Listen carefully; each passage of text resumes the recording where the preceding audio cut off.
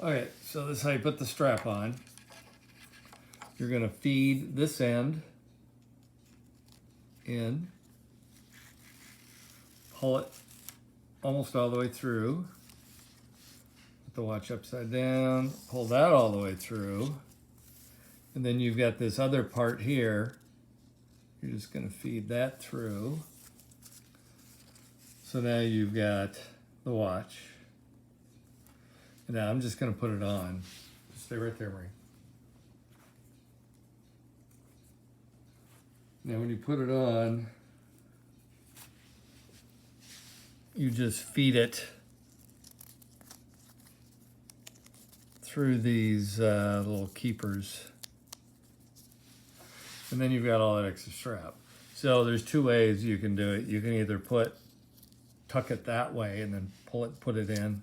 Or what I like doing is put it in this way. And then you just have to kind of tuck it in.